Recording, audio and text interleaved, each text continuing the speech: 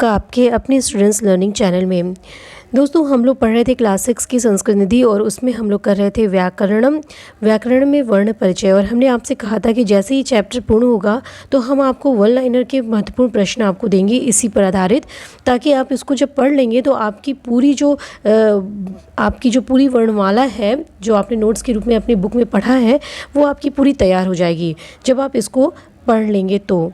ठीक है, 1 से 2 बार पढ़ लीजिए। आपकी जो है ये जो आपकी वर्णमाला के प्रश्न है इसी से पूछे जाएंगे और कहीं से भी उसका प्रश्न नहीं पूछा जाएगा, क्योंकि ये हमने सारे महत्वपूर्ण प्रश्नों को इसी में कलेक्ट कर दिया है।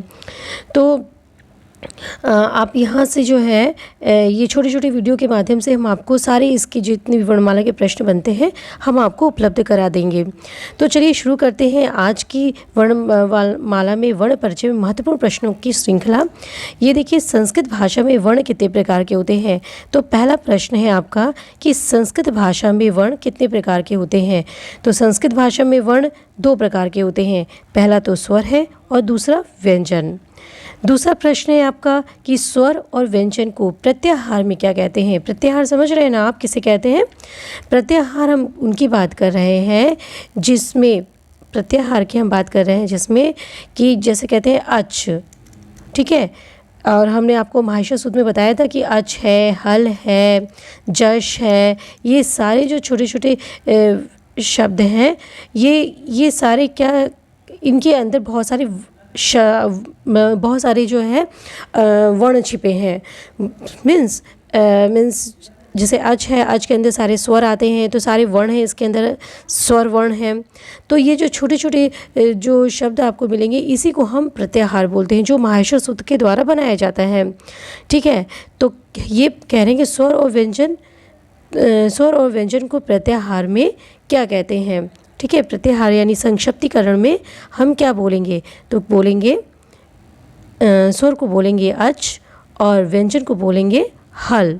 ठीक है, अब देखिए तीसरा प्रश्न है आपका कि संस्कृत में स्वरों की संख्या कितनी होती है। बहुत ही महत्वपूर्ण प्रश्न है कि संस्कृत में स्वरों की संख्या कितनी होती है।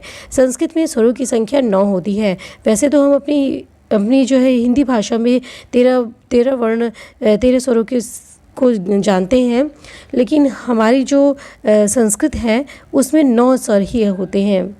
ठीक है, अब व्यंजन में ये कटा हुआ है।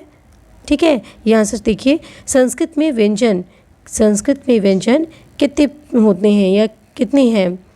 तो संस्कृत में व्यंजन 33 होते हैं, हिंदी में भी आपके 33 ही हैं।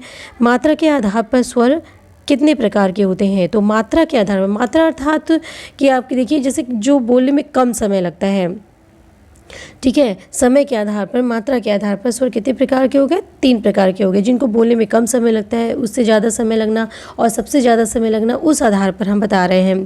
तो देखिए ह्रस्व स्वर है। वैसे तो कहते हैं कि ह्रस्व, दीर्घ और प्लुत स्वर। वैसे तो हम कहेंगे मात्रा के आधार पर स्वरों की संख्या 3 होती है। ठीक है, कितनी होती है, 3 होती है। और पहले होते हैं ह्रस्व स्वर, दूसरा होता है दीर्घ स्वर, फिर तीसरा होता है प्लुत स्वर। ठीक है, ये है मान्य। लेकिन आपके बुक में जो दिया हुआ है उस आधार पर 3 प्रकार के हैं, ह्रस्व, दीर्घ और संयुक्त दीर्घ स्वर। तो जो है उसी को आप देखिए कि 3 प्रकार के जो स्वर हैं वो ह्रस्व स्वर अर्थात अ, ई, उ, री और री। दीर्घ स्वर अर्थात आ, ई, उ और री, ये बड़ा री है। ये कौन सा री है, बड़ा री है। ठीक है, और संयुक्त दीर्घ स्वर भी है, ए, आई, ओ और औ। ए किससे बनता है, अ प्लस ई बराबर ए, और अ प्लस बड़ा ई बराबर आई हो जाएगा, और अ प्लस उ बराबर ओ। और वैसे ही अ प्लस हम बड़ा ऊ करेंगे तो औ बन जाएगा। ठीक, ये हो गए संयुक्त दीर्घ स्वर जो हम आपको समझा चुके हैं आपकी बुक में। अब ये देखिए क्या है, स्पर्शी व्यंजन बीच में आ गया है, लेकिन कोई बात नहीं, जब प्रश्न हमने लिख दिया है तो आप इसको समझ लीजिए कि स्पर्शी व्यंजन किसे कहते हैं। तो स्पर्शी व्यंजन क से म तक व्यंजन वर्ण को स्पर्शी व्यंजन कहते हैं। चूँकि हम अभी स्वर को लेके चल रहे थे तो बीच में हम फिर व्यंजन के प्रश्न आ गए, तो इसको कट ना करके हम इसको लिख दिए ही हैं। तो आप इसको देख लीजिए कि स्पर्शी व्यंजन अर्थात क से म तक के व्यंजन को स्पर्शी व्यंजन कहते हैं।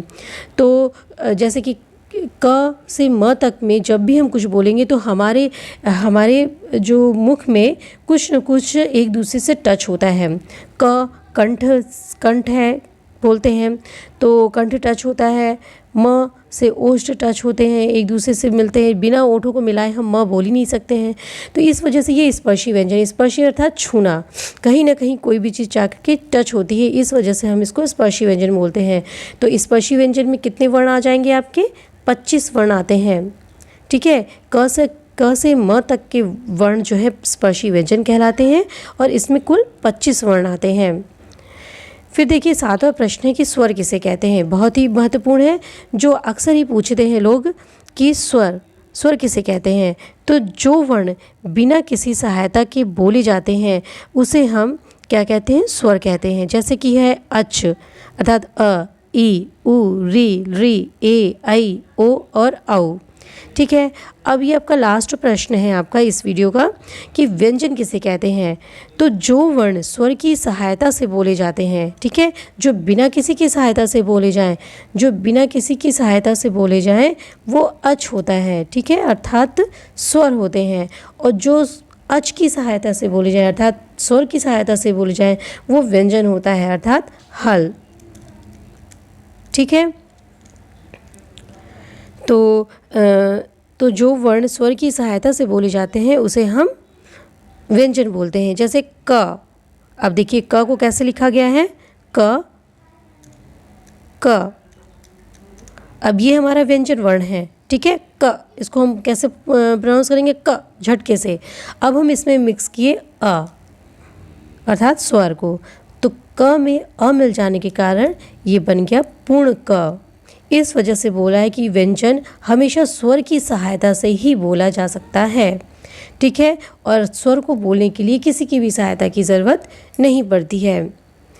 तो ये है आपके आज का वीडियो, और आज से हमने जो ये वर्ण परिचय का वीडियो शुरू किया, इसमें 8 प्रश्न आपके बने जिसमें स्वर बीच में स्पर्शी व्यंजन आ गया। अब हम व्यंजन के बारे में आपको संपूर्ण जानकारी देंगे। ठीक है, अभी तक आपने जो है वर्णों के बारे में पढ़ा, वर्ण और स्वर। अब हम लोग व्यंजन और आगे अयोगवाह, फिर आपके उच्चारण स्थान, फिर महाशय सूत्र, इन सब पे जो है प्रश्न बना के हम आपको देंगे, जो आपके आगे के एग्ज़ाम्स के लिए और पूरी की पूरी आपकी वर्ण परिचय से संबंधित जितने भी प्रश्न बनेंगे वो सारी जानकारी आपको उपलब्ध हो जाएगी। तो मिलते हैं दोस्तों अगले वीडियो में अगली प्रश्न श्रृंखला के साथ में। तब तक के लिए नमस्कार।